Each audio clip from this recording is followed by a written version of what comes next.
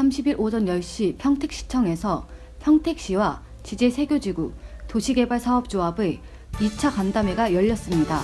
지제세교지구 지하차도 건설 비용 문제를 놓고 시와 조합 측이 이견을 보이며 도시개발 사업 추진 지연되고 있는 가운데 일부 조항 등 쟁점 사항을 논의했고, 시는 지난 2013년 교통역량평가에서 지하차도 분담금이 당초 145억 원에서 56억 원 증가한 201억 원이 발생했고, 이는 전체 사업비 10% 이상에 해당하는 중대한 변경으로 조합원의 동의를 얻어야 한다는 입장입니다.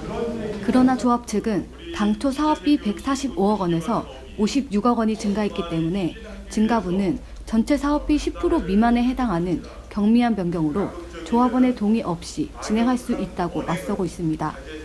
이번 2차 간담회를 개최했지만 공재강 평택시장은 금년 안에 마무리되었으면 좋겠지만 내년 초에 집중적으로 다시 얘기할 것이다 라고 전했으며, 그때는 공개적으로 하지 않을 것이라고 마무리 지었습니다. 다음 달 내년도 1월 달에 최소화시켜서 실무적으로 구체적인 논의를 통해서 1월 달 정도에는 결정을 내려야 되지 않나 생각이 듭니다.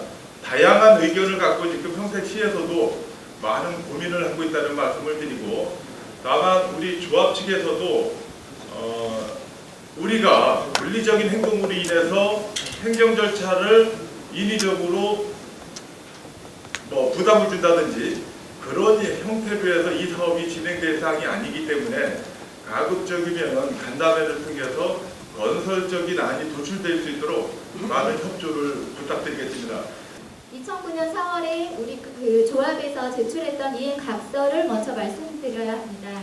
이 내용은 평택 동부지역 도시개발 사업 및 지구단위 계획 기반시설 개선 비용에 대해서 이 평택시에서 도시개발 사업을 시행하는 조합들이, 여러 조합들이 전부 다 이런 원래는 평택시나 다른 이제 관에서 부담해야 되는 이런 이 지하차도 또는 도로에 대한 그 부담금들을, 공사비를 전부 다 자기네들이 나눠서 분담을 하겠다라고 해서 이행각서를 체결한 내용입니다. 근데 이 광역교통시설 부담금은 개발계획에 들어가는 내용이나 이거를 변경하거나 추가로 부담할 때 이 조합원들의 동의를 받아야 되는 사항은 아니기 때문에 이 역시 조합원들의 동의는 필요하지 않습니다. 정리를 하면은 이번 개발계획의 변경에 반영되는 내용은 이렇게 정리가 됩니다. 원래 광역교통시설 부담금으로 156억 돼 있던 부분은 그대로 원래 실질을 반영해서 명목을 변경하거나 오류를 정정하는 것에 불과하다. 이번에 추가되는 금액은 이 교평 결과를 반영한 45억을 추가로 반영하는 것이다. 그리고 부담금 증액 부분, 부담금을 예상하지 못했던 부담금을 추가로 내게 되는 부분 56억을 부담하는 것입니다. 그러면 실질적으로 조합에서 추가로 부담하게 되는 부분, 원래 개발계획 당시에 비교해서 추가로 부담하게 되는 거는 45억 플러스 56억, 한 101억 정도에 불과한 거고요. 이 내용은 법령에서 경미한 변경으로 충분히 처리가 가능한 부분입니다. 이 실질을 반영하는 부분 역시 다시 거듭 말씀드리지만 그냥 원래 있던 실질을 그대로 형식에 맞춰서 반영을 하는 것이기 때문에 이 부분에 있어서도 조합원들의 동의는 필요하지 않다고 생각합니다. 네, 이상입니다. 실제로 그렇게 법령의 해석을 넓게 보거나 아니면 조금 더 나아가서 해석하는 경우에는 사법부에 의해서 그 행정 처분이 취소되거나 혹은 문제를 삼을 수 있는 여지들이 많기 때문에 보수적으로 해석할 수밖에 없습니다. 그 부분에 대해서 이해를 해주시고, 실제로 지금 어쨌든 이제 변경 신청이 있었을 때 그 부분이 법령에서 규정하고 있는 조합원의 동의가 필요한지 필요하지 않은지에 대한 판단도 어쨌든 법률 규정에서 엄격하게 규정되어 있는 바에 따라 저희가 판단할 수밖에 없습니다. 이걸 전제되는 내용이고요. 도시개발사업법의 쟁점들이 굉장히 다양합니다. 근데 사실 이 사건 경우에는 조합원의 동의가 필요한지 필요하지 않은지에 대해서 사실 이제 금액적인 부분만 확인하면 됩니다. 정확히 이제 시행령 7조 2항에 있는 10% 이상의 사업비 변경이 있었는지 여부를 판단하면 되는 것이죠. 아주 숫자로만 보면 실제로 최근에 있었던 변경 신청에는 그 지하차도 공사비 201억 원이 증가됐습니다.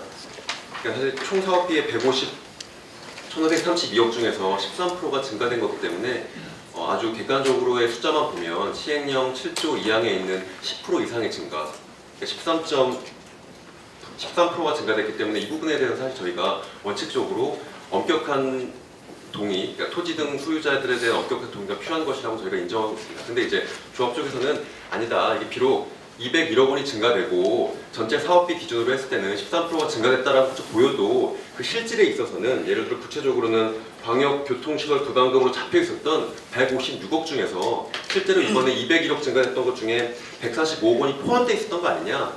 즉 실제로 이번에 변경 신청 때 들어갔던 것 중에는 50억 정도의 변경만 있었기 때문에 이것은 10% 미만이다 라는 것들이 사실 주장이 거의 요지라고 보여집니다.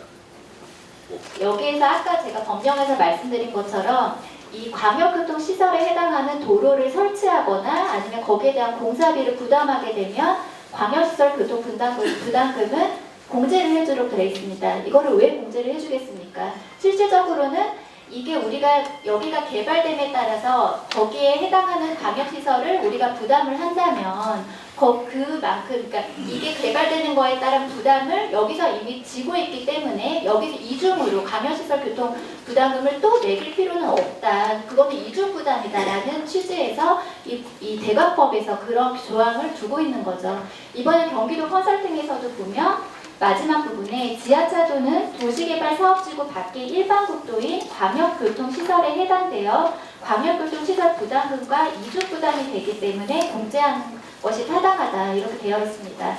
결과적으로는 그 실질이 같기 때문에 이것은 당연히 이중 부담이 되는 거고 그 이중 부담이 되기 때문에 이 광시법에서도 그 내용을 이렇게 교정하고 있는 거고 그렇다면 이 우리가 여기 내야 있는 광역교통시설 부담금과 지하철도 분담금은 실질이 법적 성격은 똑같다고 볼 수밖에 없습니다.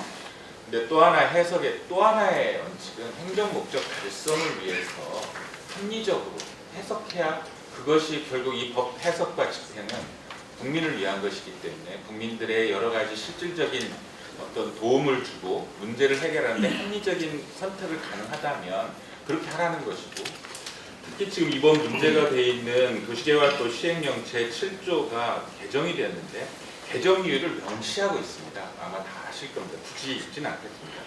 지나치게 엄격하게 해석하면서 이와 같은 사업이 공전되고 많은 비용이 부담되고 그리고 그로 인해서 각종 갈등이 유발되기 때문에 가급적이면 국민 중심으로 가급적이면 도시개발이 손쉽게 진행될 수 있도록 해서 경미한 변경의 경우를 훨씬 열어놓은 과정입니다. 그 과정에서의 제2조, 그러니까 7조 제2항이 있었던 겁니다.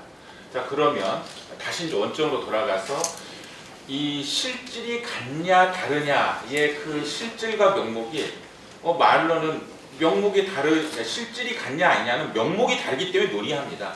명목이 같다면 처음부터 이런 논의 자체가 필요 없죠. 명목이 다른데 내용을 자세히 분석해보니 실질은 같느냐 아니느냐라는 것이 이제 쟁점으로 돌아가는 거죠. 그리고 이 7조 2항과 관련해서 연결시켜보면 실질이 같느냐 아니냐는 한편으로는 그것을 그러니까 광역교통시설 부담금과 분담금, 제가 그냥 약칭 부담금, 이쪽은 분담금이라고 하겠습니다.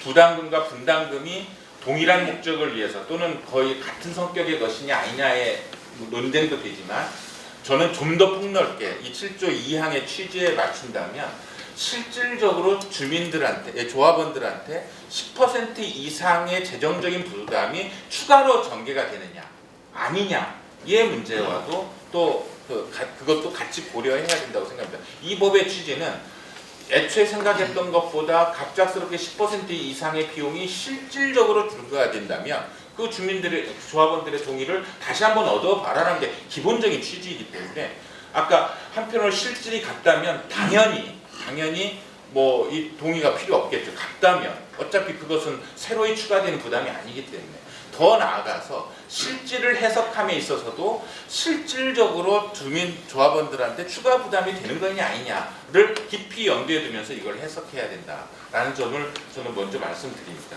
또 의견을 제시하고 그 중추적인 역할은 우리 박정선 전 조합장님들 많이 인지를 하고 있기 때문에 많이 감안을 하고 있으니까 이해를 해주시고 그 다음에 의견을 달리하는 부분을 갖고 있는 분들에 대해서는요 그 의견을 시에다 주십시오.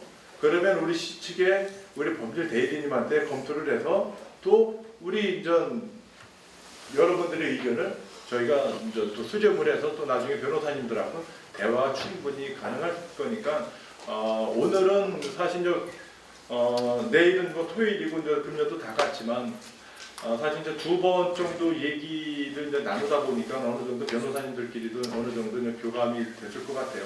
그래서 내년 초에 새롭게 한번 만나서 구체적인 얘기를 갖고 그때는 우리 이제 공개는 안 할 겁니다. 그래서 이제 변호사님들하고 이제 집중적으로 좀 토의를 좀 해서 방안을 좀 찾아봐야 되지 않나 생각이 들고요. 그때 당시에는 모든 우리 조합 측에서도 우리 법률 대리인 그 선임한 것도 그런 이유에 선임을 한 거기 때문에 가급적이면 조합원님들께서 대응하는 거는 자제를 해주는 게 맞는 것 같고요. 노파심에서도 말씀을 드리지만 지역 주민들끼리의 갈등은 안 했으면 좋겠습니다. 그래야지 이 사업이 갈 수 있는 방법을 찾을 수 있기 때문에 지역 주민들끼리 땅 가진 분들끼리 이해관계 얽혀 있는 상태에서 이 사업은 절대 못 갑니다. 그러니까 그거를 좀 서로가 인지를 해주시고요. 서로가 제가 눈이 강조하지만 감정적인 거, 상처받는 거 이러한 거는 가급적이면 자제를 해주시고요.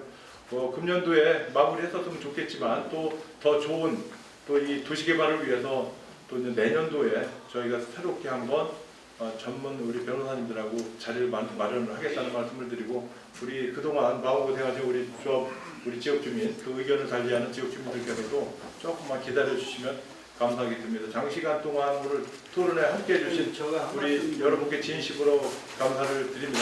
예.